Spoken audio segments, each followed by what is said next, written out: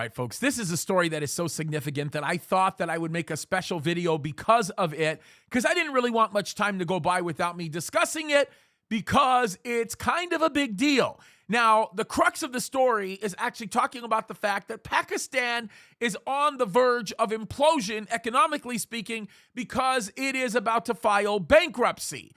Quite frankly, if you take the PKR, which in essence is the Pakistani dollar, it is right now at 212 per single US dollar. That's actually very, very, very bad.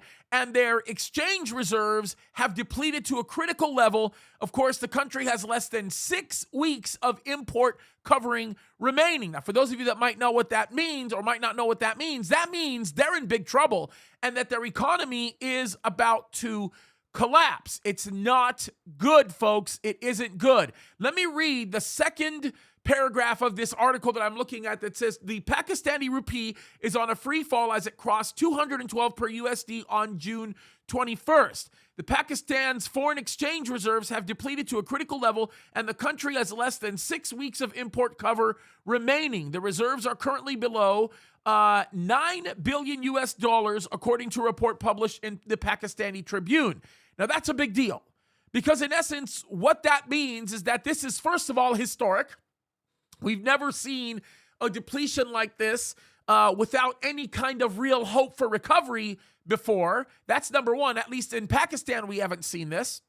The other problem that we're looking at as you stare down the barrel of something like this is if this can't recover, then there must be some other alternative, and the alternative is a bottom that's going to look very, very ugly. We are talking about this happening, by the way, in Sri Lanka, and it's taking place in areas all over the world. This is what they're aiming to do with the United States.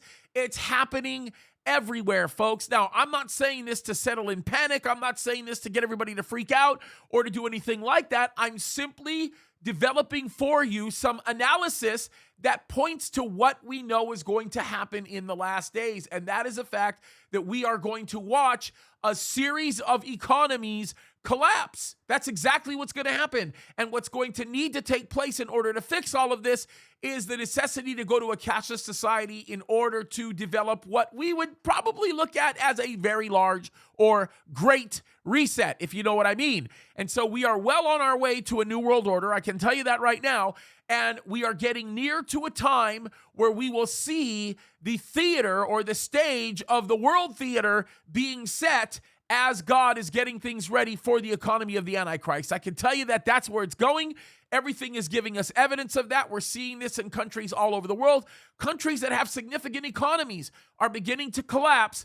And the funny thing about this is there are alliances being made in order to recover from this economic failure, which, of course, we know there will be an ultimate consolidation of 10 nations, which, of course, will capitulate or yield its power to the final Antichrist, which will then do what he is going to do and bring the promise of stability and hope. And in reality, he is going to bring destruction as God's judgment settles in. Folks, we're in the last days.